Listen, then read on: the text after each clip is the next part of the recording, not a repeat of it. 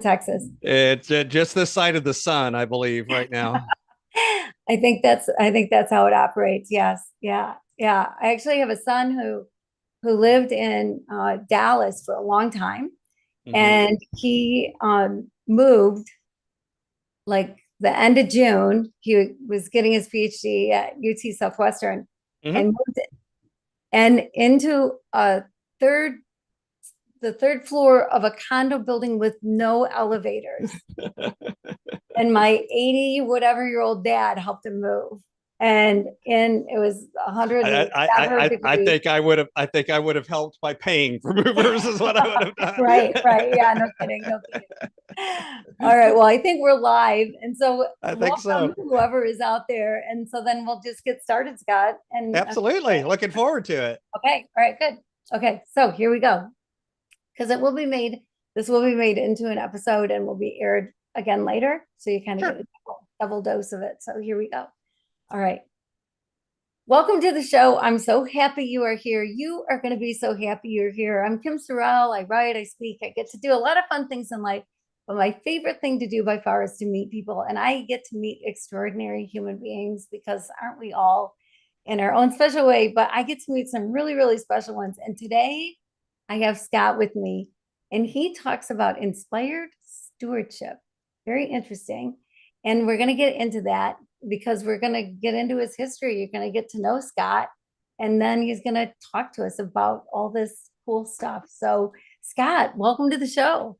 Thanks so much for having me. I look forward to our conversation today. Yeah, yeah. Well, I'm so happy you're here. I don't have coffee, but I have water, so Oh, that'll okay. All work. right. Yeah, yeah. So, yeah, and I have a LaCroix. So we're both There drinking. you go. Yes. Yeah. Okay. So, Scott, I do want people to get to know you. So I'd love to hear about 8-year-old Scott. Boy, 8-year-old Scott. So my mother will tell you that I actually started coaching when I was 8 years old. That we just didn't call it coaching back then. Now I'm a full-time coach. I went through a lot of different things between eight and today, but I was always kind of the leader kid, the helper kid. I was always organizing things, bringing stuff together. Um, I also had a temper, but that I learned that from my dad. But the kind of I was always kind of the leader kid in the neighborhood that kind of pulled the other kids together. I lived in a neighborhood where pretty much my father worked for Sears Roebuck and Company, but pretty much everyone else on the block, or a large percentage of them, worked for NASA. We were in Friendswood in Houston. So literally, like, there's a NASA engineer on that side, there's a NASA engineer on that side, there's a NASA engineer across the street, that kind of thing. So Mhm. all of these kids were all, science, math, geek kids and that kind of thing. So am I.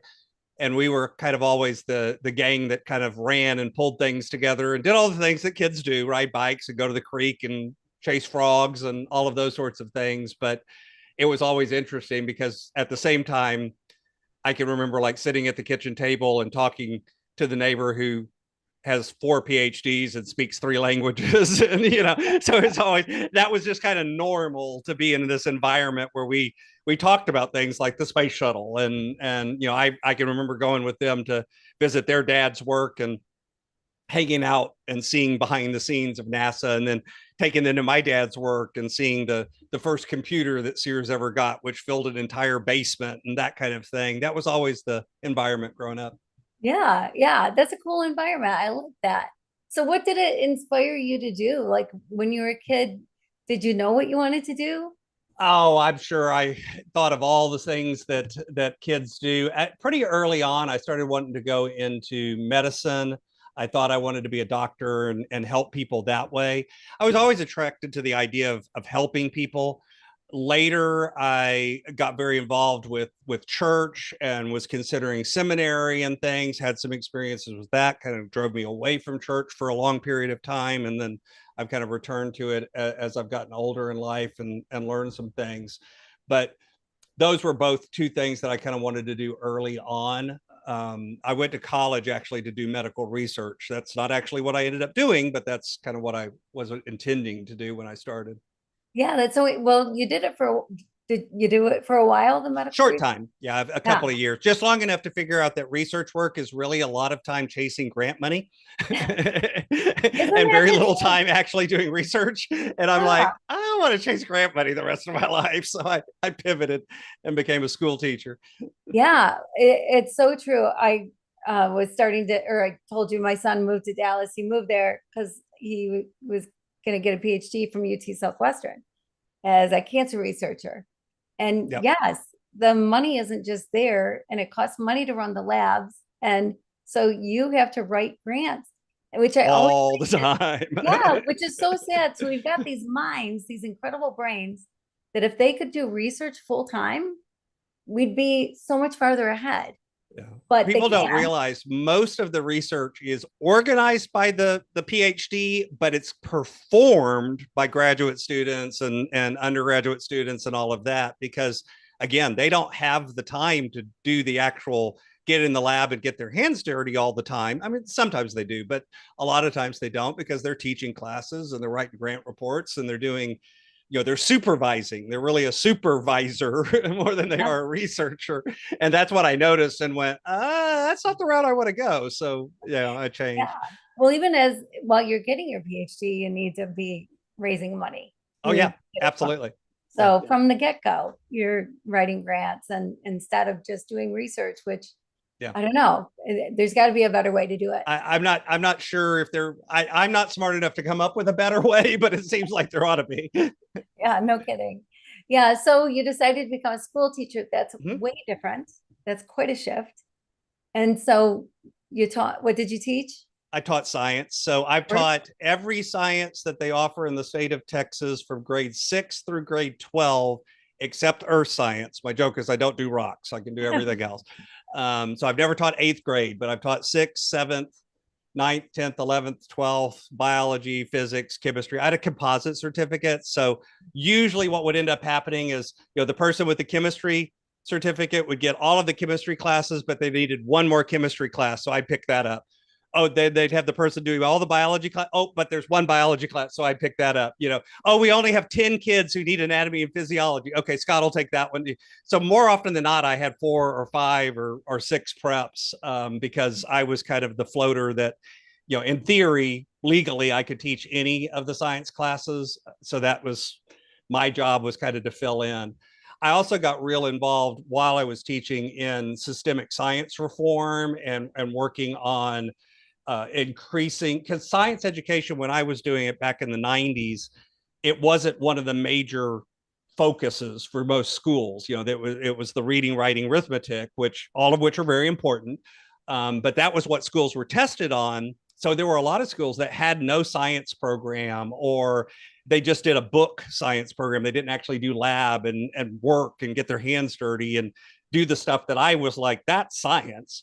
And so I did a lot of work with some national organizations and that kind of thing, trying to increase the level of science education beyond just read a book and answer the questions at the end of the chapter, which is not science Yeah, education, yeah, yeah, no at least kidding. not in my opinion.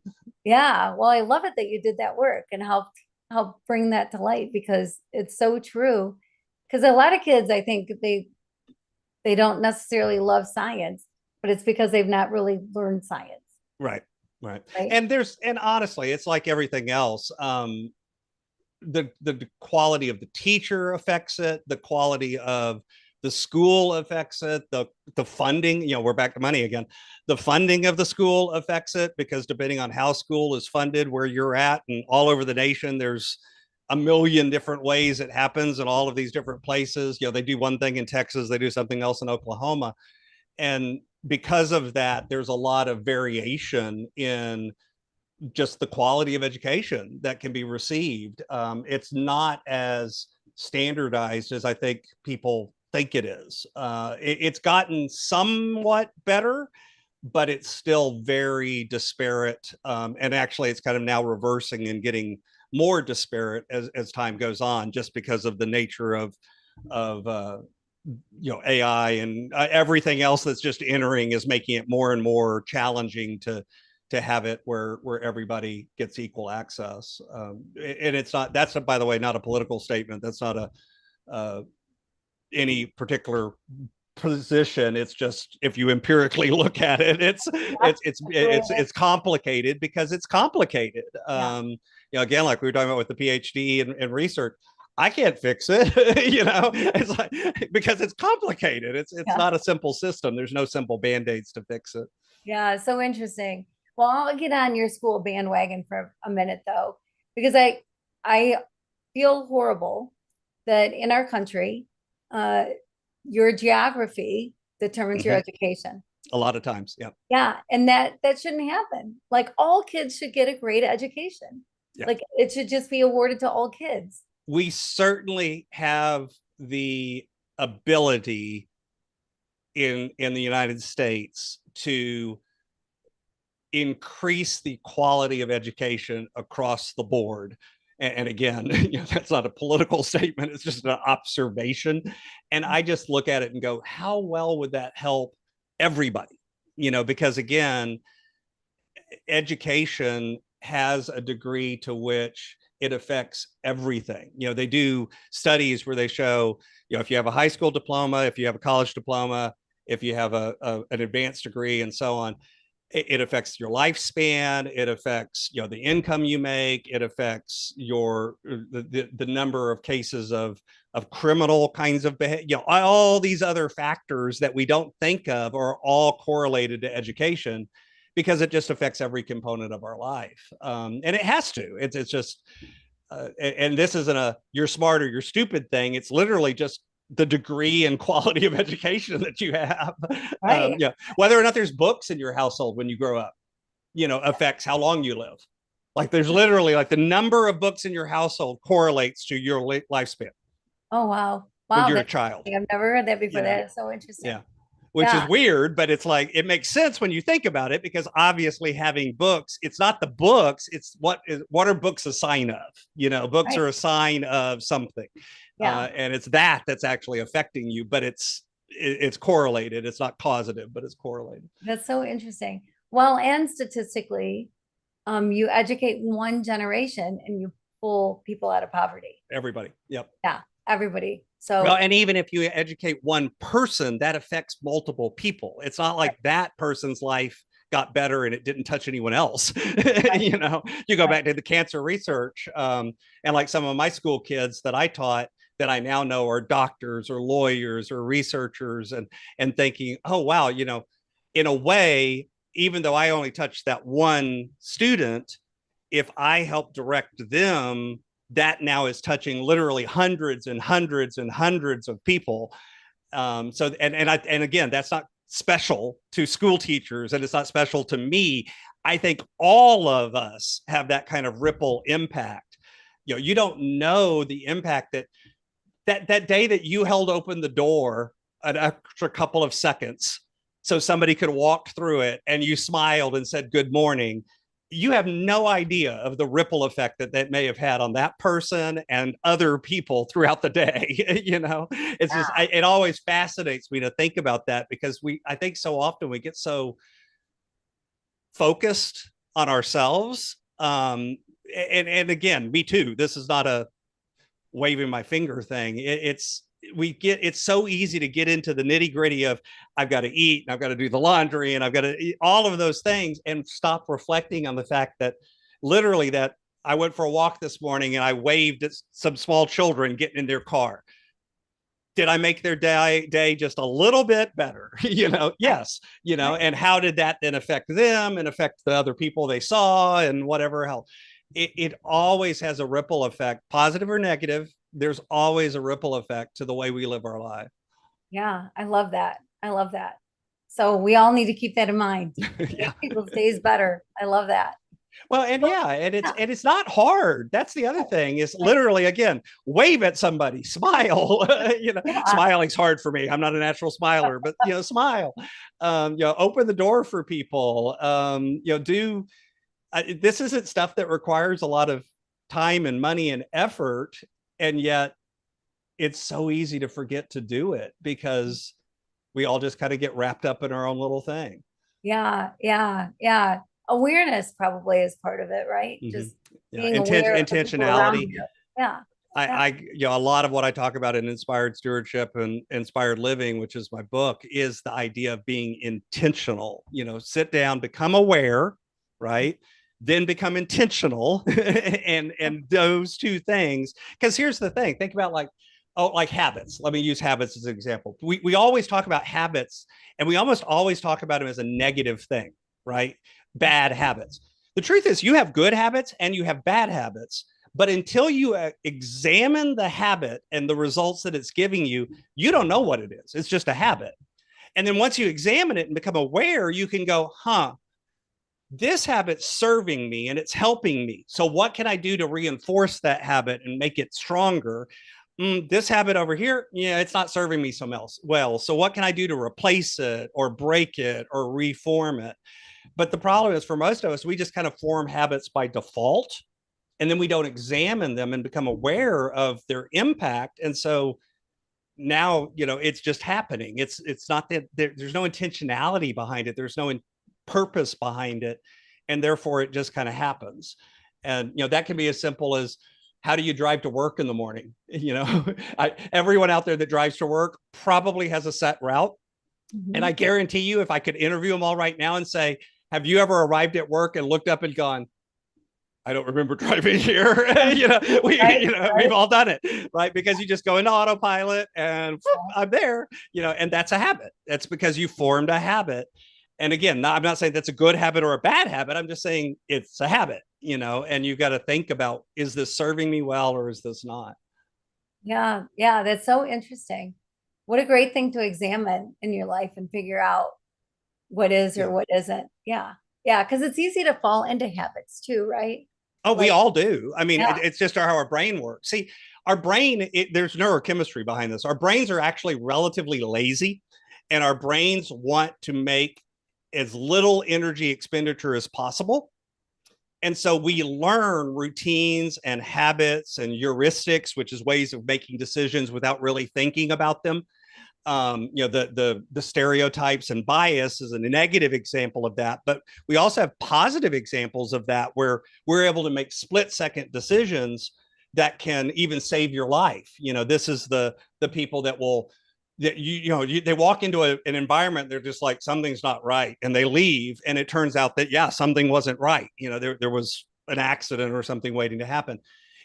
That's our subconscious picking up on cues that we're not even consciously aware of, and we have this intense ability to do processing in a quick, efficient way. That's wonderful. That's how our brains are designed. That's how we're created. It's supposed to be that way. Unfortunately, it can also work against us and cause us to make decisions and perform behaviors that don't serve us well, because from your brain's point of view, all it's trying to do is save energy. It doesn't really care if it's good or bad long term. It wants to save energy right now. It doesn't really care about what happens in an hour. It cares about, can I save energy right now? Can I shortcut this right now? Yes, great, I'm done. But your higher self, your more intense brain has to be able to go, wait, what's the longer term impact on this? How is this serving me? And kind of create systems and processes and structure so that now your brain works for you instead of against you. Because it's not, again, it's a good thing. It's not bad. It's trying to serve you well. It just doesn't always do it in a way that serves you well long term if you're not intentional and aware, and able to do it. That's, I work with time and money so much now, but I think it's all areas of our life that we do that. We form these habits and routines. We don't really examine them. We just kind of live our life. We're not intentional about it. And then you look up in 40 years and you're like, how did I get here? And it's like, well, you got there by a whole bunch of choices that you made. You were just unaware of the fact that you were making them, and I try to go, well, wherever you're at, and I don't care if you're 8 or 80, you can choose to start examining intentionally your decisions and your process, and make different decisions. Mhm. It doesn't fix everything. It's not a magic wand, but it starts moving you in a different direction. And guess what? You look up in 40 years and you're in a completely different spot. Yeah. And and again, that's the real key to it. Yeah. Well, and one step at a time, right? Oh Like you yeah. don't have to change everything overnight. But when you Well, do you that can't. one, right. But when you do that one step, it leads to the next, to the next, to the next. Right. And It's momentum, that. Yeah. or feedback loops, right? If you want to think about feedback loops, it's does which comes first, belief or action? Well, the answer is yes, because it's a loop. It's not a straight line. It's not like I believe and then I act. And it's also not like I act and then I believe. It's I act, which creates beliefs, which creates actions, which creates beliefs, which creates actions, which create, there's a loop. And so if you begin acting today with a small change, that compounds over time. It's like compound interest, right? Compound interest can work for you or against you. If it's compound interest that you're paying, like on a loan, kind of working against you. If it's compound interest in an investment, it's working for you. It's compound interest isn't good or bad. It's how is it structured in that particular thing. Momentum is the same way. Feedback loops are the same way. If it's a feedback loop that's moving you in a positive direction, good thing. It's momentum that's moving you in a positive direction, good thing. It's momentum that's moving you in a negative direction or keeping you in the same place, not so great. But we just, again, if you don't examine it, you never know. And so it's just sort of by default. And it's just random almost. It's some are good, some are bad, but you're just kind of bouncing around like a pinball machine, pinball in a pinball machine. There's no rhyme or reason to it per se. Where if you do it deliberately, you can start getting a direction to it. We wildly overestimate what we can do in a day, but we wildly underestimate what we can accomplish in like a year, Mm. because we don't think about you want to change everything, right? Again, I'll challenge everybody. Go look at your to-do list. If you're a list keeper, go look at your to-do list and be honest with yourself. Is there any possible way that you have enough time today to do everything that you put down on that list today? For most of us, the answer is no. It's like, I mean, I don't care if everything works perfectly. There's still no way. It's just not going to happen. I wasn't realistic in what I put down. Okay, well, that tells me something about the way you're thinking, if that makes sense. And you're overestimating what you can do in a day. But by the same token, when I challenge people, like, where do you think you can be 6 months, 9 months, a year from now? They tend to put this much growth, and it's like, oh no, by compound, you make this much change if you compound that direction. But it's just we're bad at it because we tend to focus on the today and not on the year. Mm. Yeah. Yeah. So true. So true. Yeah. Yeah. And I always think too that days, days can seem so long, right? There are times when whatever's happening in a day, it's like it's the never ending day with everything coming up and Oh whatever. yeah. But years fly by. So Oh it yeah. goes with it as well, right? So Absolutely. yeah, Anyone who has had children knows that experience of looking yeah, down at your kid one day and going, when did what did wait, yeah, wait a minute. It's like I remember giving you a bottle like yesterday, and now my son's 6'5". yeah, I can stand by my son. You don't see me. Okay. I'm like hidden.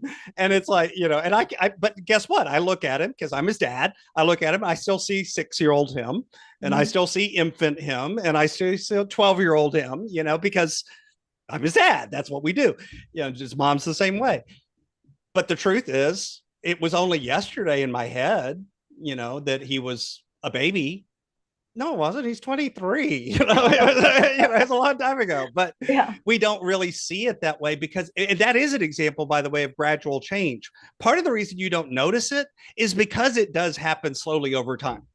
And Mm. so we're almost invisible to it, because again, and that's why the people that don't see your kids every day notice it, right? Grandma who sees them once a year goes, "Oh my, how you've grown!" And we're going, "Really?"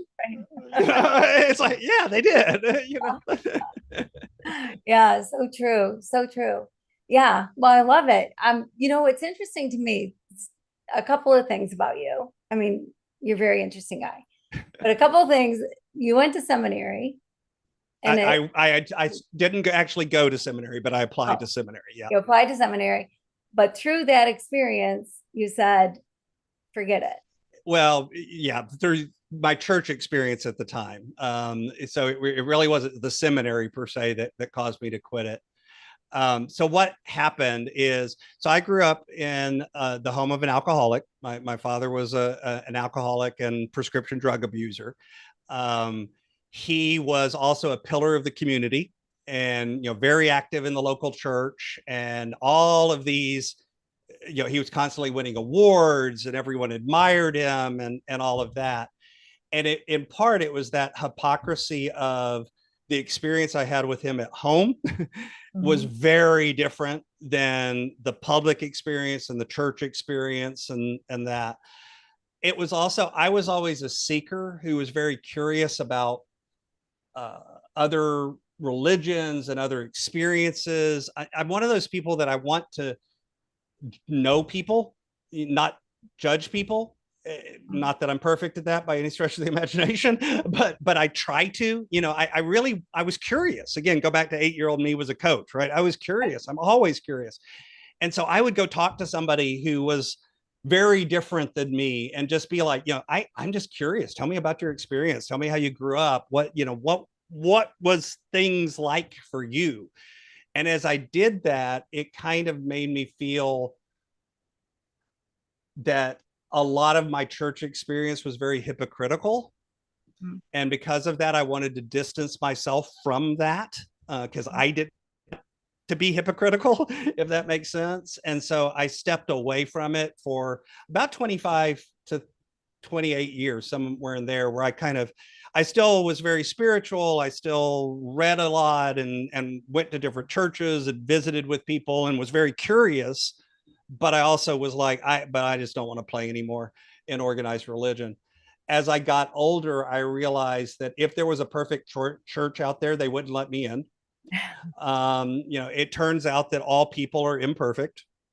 I got a little bit more mature and realized just because other people were sometimes hypocritical didn't mean I had to be, you know, and that I could still be in a group and associate with people and not necessarily take on everything that they took on, and that it was okay to disagree as long as we came together and served together and worked together.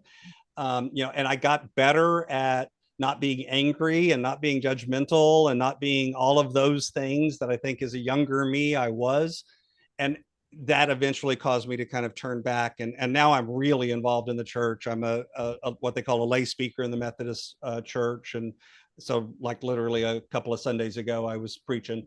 And I do that kind of thing. And I really enjoy the experience now of being in a community of believers. So I'm also a history nerd and all of that. So I like studying the history and all of that. But yeah, it was kind of an in again, out again. My one of my former pastors' comment was, "You're really either in or you're out, aren't you? You don't do a lot of this halfway stuff." I'm like, "Yeah, no, that's kind of my personality."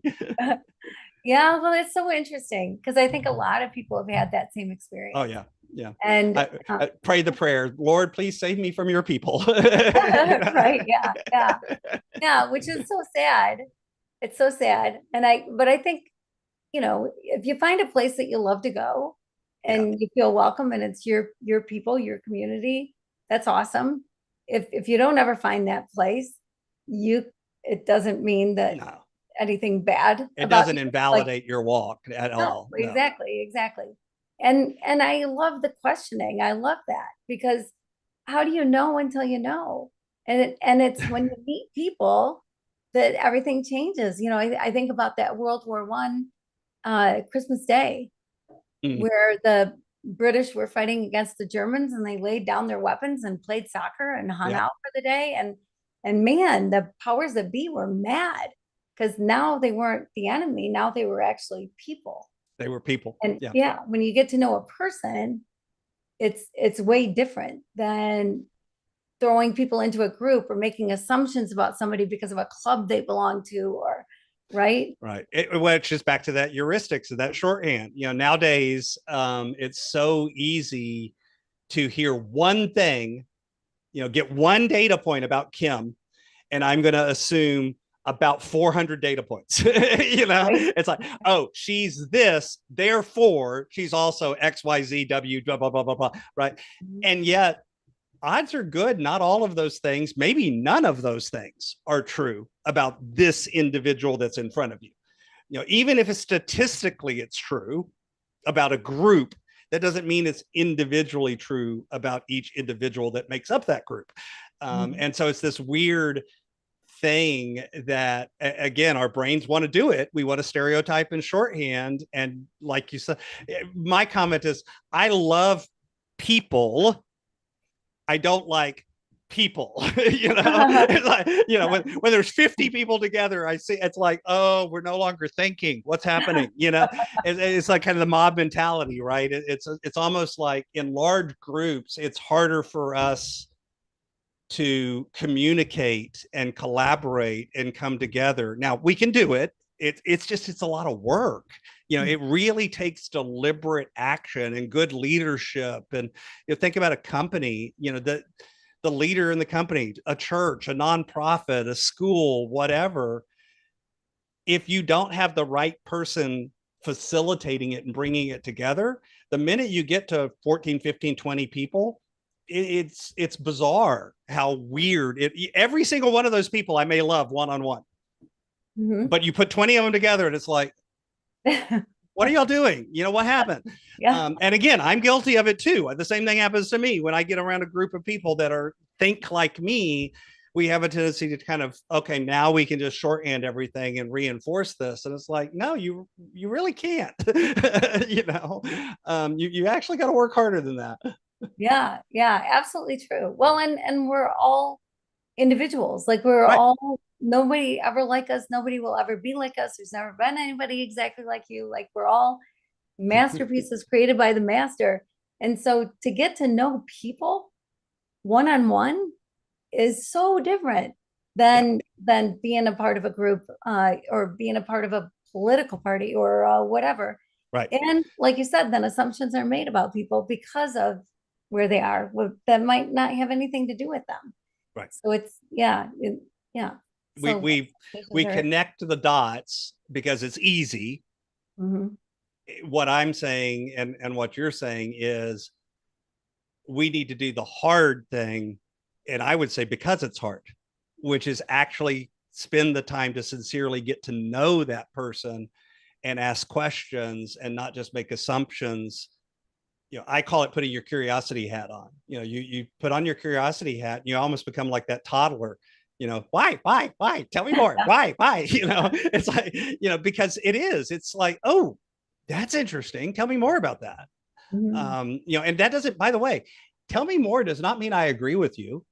It also Right, doesn't mean I disagree with you. It just means tell me more. right, It's like I'm just sincerely curious. Tell me more.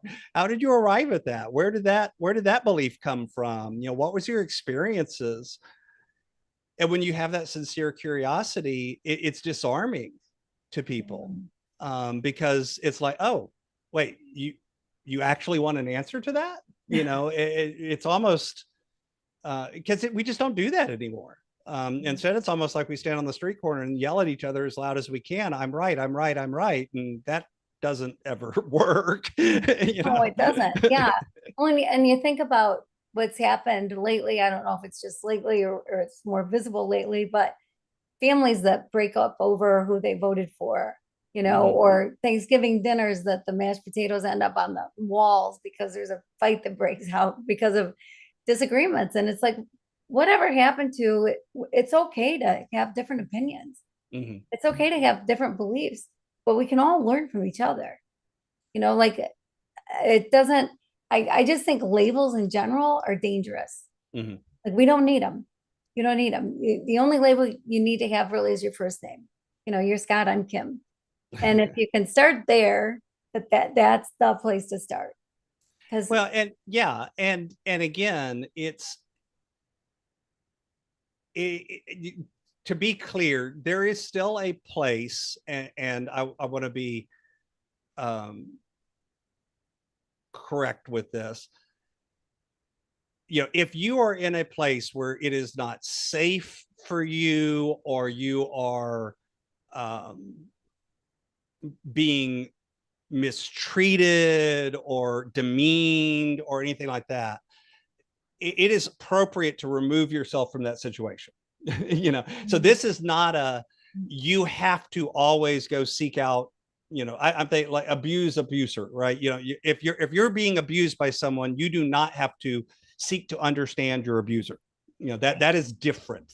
What we're talking about here is, adult conversation, and being a grown up, and saying, okay, Kim and I don't agree on 100% of things, but let's find what we do agree on. And maybe we can have a discussion about what we don't agree on, but I don't have to talk her into anything. She doesn't have to talk me into anything. We can agree to disagree and go our separate ways, and everybody's happy. It's fine. That is different than in like an abusive situation, or maladaptive, or mistreatment, or injustice, or that kind of thing. Mhm. And that's where you do have a responsibility to even speak up. Again, I believe, if I was around and somebody was, since you're in front of me, I'm going to pick on you. If somebody's sexually harassing Kim in a way that's not appropriate, I should step in and go, that's not appropriate behavior. Right. Now she can take care of herself. It's not because she can't take care of herself. It's just, if I'm there and I know it's wrong, I should say something, and call that person out. But that's very different than, let's just have an adult conversation and not throw the mashed potatoes at each other over Thanksgiving dinner. Right. Those are two Yeah. different things, just to be Yeah. clear. Well, and yeah, I'm glad you brought that up, because I talk a lot about love, because I dedicated a year to figuring out the true meaning of Yep. love. Blew my mind. And that's something that comes up, is because I believe you're just supposed to love everybody. You don't have to like Right. them, but just love everybody. It's the freest way to live. But sometimes the most loving thing you can do is to walk away from somebody. It's separate yourself from something. Yeah, Yeah. yeah. Because if you stay in an abusive relationship, then you're enabling them to stay in their behavior, and you're Yep. not giving them space to change.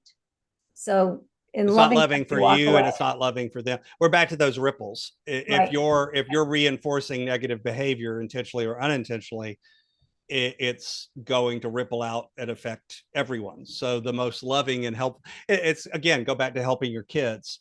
When you think about that, when they're growing up, when they're little, you tie their shoes for them. When they're 23, I should not be tying my son's shoes. Right. At some point, it's like, dude, you got to learn how to tie your shoes. That's kind of what I'm getting to too. Is it is uh, there is a continuum here, and you can love someone, and I think that's important to say, and not like them and not be around them. I've got some relatives that I choose to spend very little time with, because it's very hard for me to be loving when I'm around them. Now, does that mean I never ever talk to them or don't ever see him on Thanksgiving or not? No, it doesn't. But I do limit the amount of time that I spend, because it's like, at the end of the day, if I spend too much time, I go to places that I don't want to go, and I become a person I don't want to become. And so it's like, no, I can choose to love you from a distance, Yeah. and that's okay. It really is okay. It's good. It's good. Okay, let's talk about your book. What made you write this book? And why the subject? Why the whatever? How long did you dream Sure. about it before you put it on paper? So writing a book has been on my bucket list probably since I was about 14. So I've always had the idea that I would write a book one day. But the idea kind of crystallized after I'd been coaching for a while and working with a lot of folks. And I'd probably had, I don't know, 800 or so clients by that point. And I noticed that there were certain frameworks that kept showing up over and over again, ways of thinking about the world. The difference between a process and a framework to me is a process begins at a certain point and ends at a certain point. So that works great as long as you need to begin at that point and end at that point, right? That's what a process is for. Where a framework is more about a mindset or a way you view something. So when I talked earlier about feedback loops, that's an example of a framework. You can apply feedback loops to lots of different things. And so that's kind of the idea. And so as those frameworks begin to kind of bubble out from my experience with clients, I started writing them down, and that eventually became the outline in the book. And so the book is called Inspired Living. The subtitle is Assembling the Puzzle of Your Call by Mastering Your Time, Your Talent, and Your Treasures. Because what I noticed is most people were coming to me and either saying, I don't have enough time to do what's really important to me, or they were saying, I don't have enough money to do what's really important to me. And these aren't people that were like broke. And these generally were people that had resources and other things. And yet they felt too busy or they felt too cash strapped. And usually they both showed up. They just showed up in different ways. And then we would do some work and we would say, well, what's important to you? What's valuable to you? What are you trying to accomplish? What do you feel frustrated by? What do you want?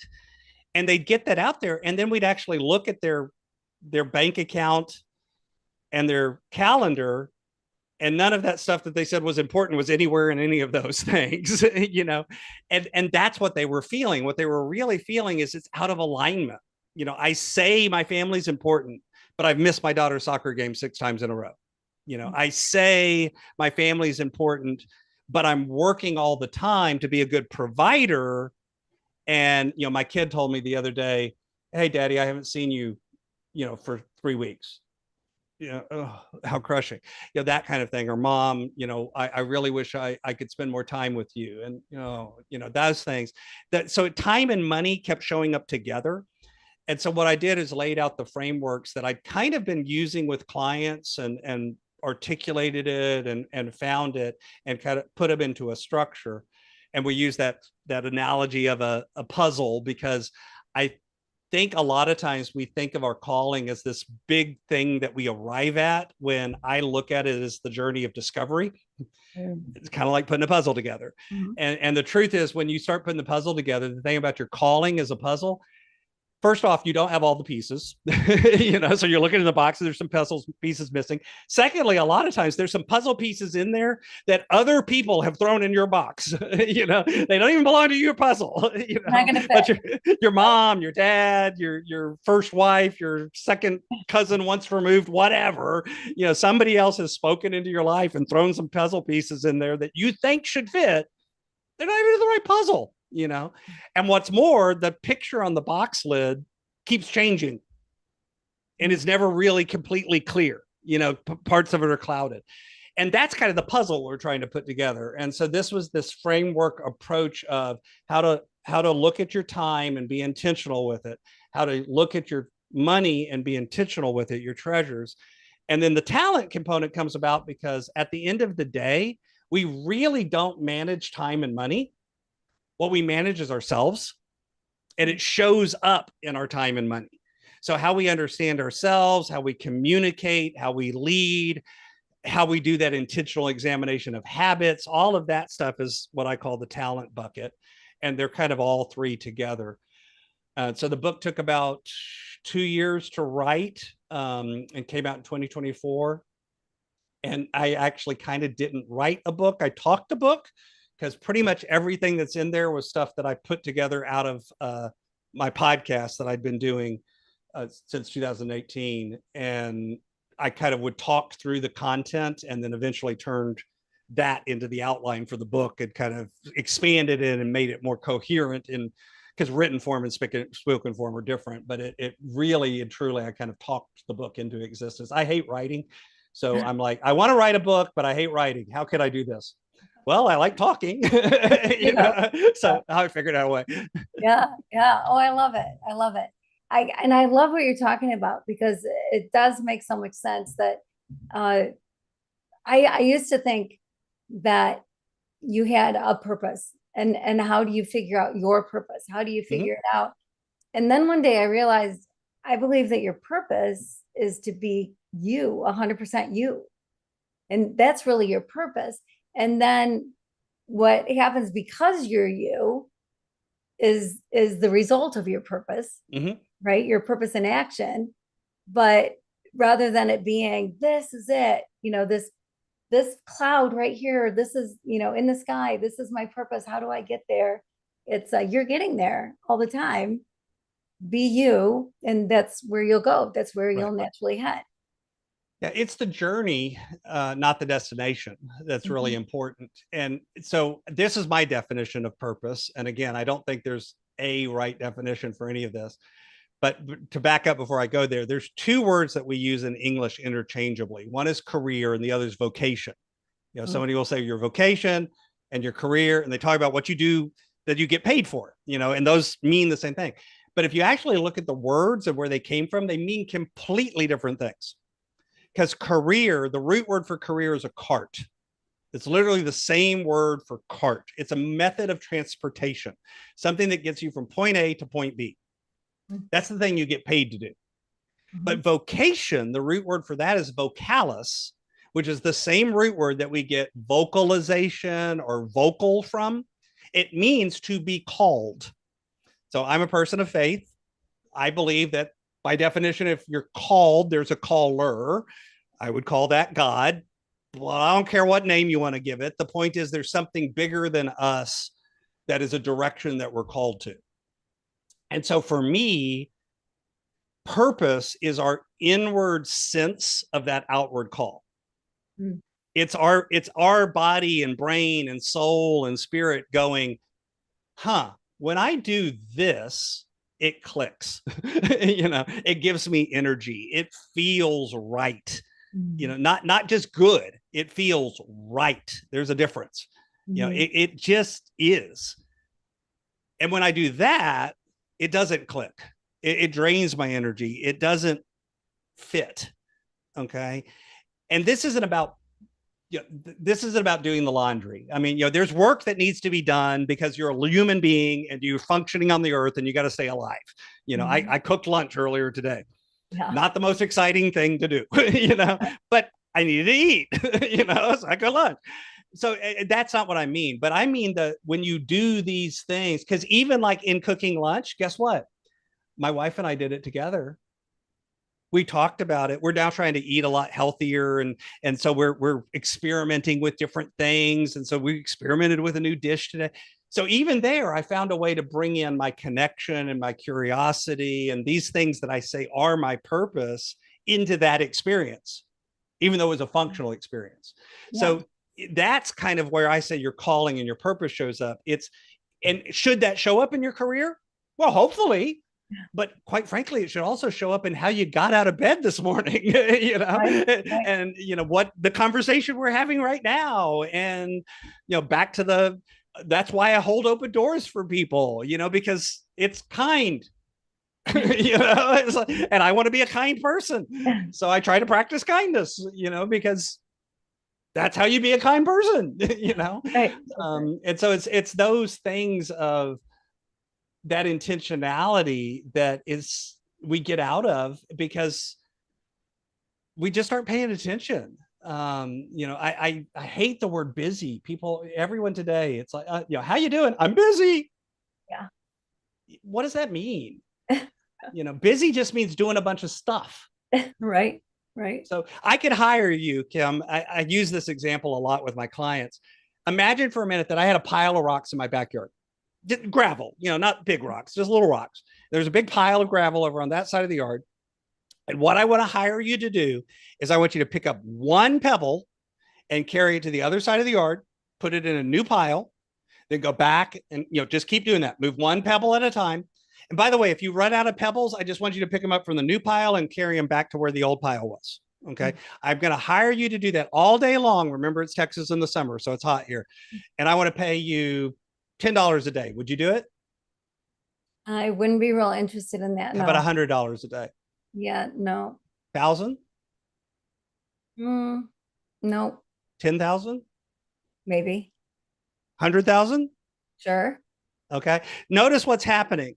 I hit a number, and this is true for everybody, by the way. I've never had, everyone's number is different, but I've never had anyone not, I'll keep going up until somebody says yes. Okay. And everyone has a number where they go, yeah, I could do that for a day or 2 days or a week or whatever. But that's the other factor. Let's say I was paying you $100,000 a day. how many days would you do it before you'd quit? Well, yeah. I mean, that's something to think about, right? They're probably not Um, forever, right? Probably not. I would retire early. Yeah.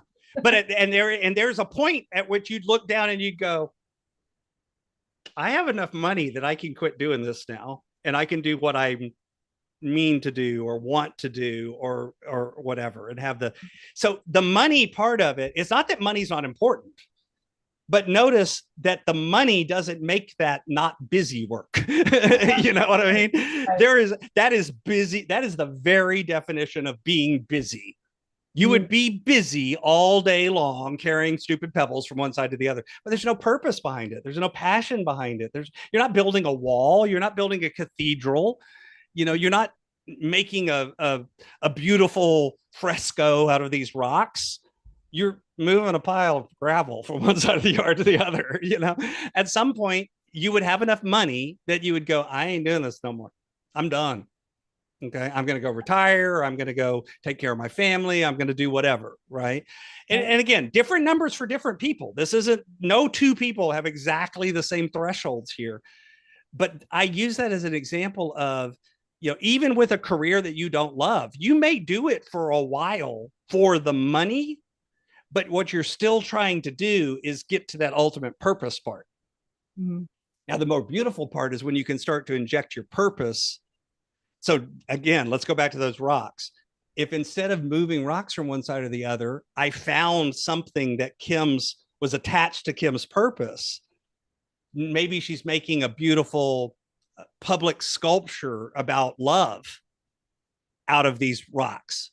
Now, all of a sudden, you'd probably start doing it for less money and you do it for longer, because there's a connection there. And so that's really the ultimate that we're looking for, is to be able to connect that in where you get both the money you need to do your purpose and the purpose that you need to do your purpose. And that's kind of what I try to help clients do nowadays. Because once you do that, it's not that everything's easy, but it's simple, if that makes sense. It's there's still a lot of hard. I have a lot of hard too, but it's simple in that you can look at things and go, yes, this fits. This is part of what I'm supposed to do. And you can look at other things and go, yeah, that's just a distraction. I can say no to it. It's fine. I don't need to do that. Yeah. Yeah. Well, I love how you described it. And this, everybody, is why you need to know Scott, and you need to get a hold of him, and you need to buy his book, because that makes all the difference in the world. And sometimes it's awfully hard to see from the inside, right? See from the inside of the jar. I heard somebody say the other day. Yeah, there's a label on the outside of the jar. If you're That's inside right. the jar, you can't read the label. Exactly.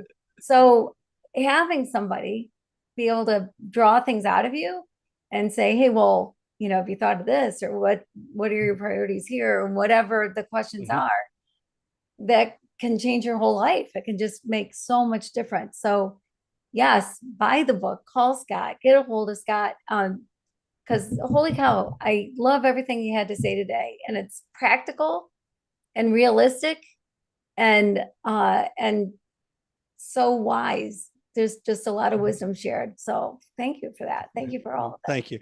You know how you get wisdom, right? Go a long time with the lack of wisdom. Yeah,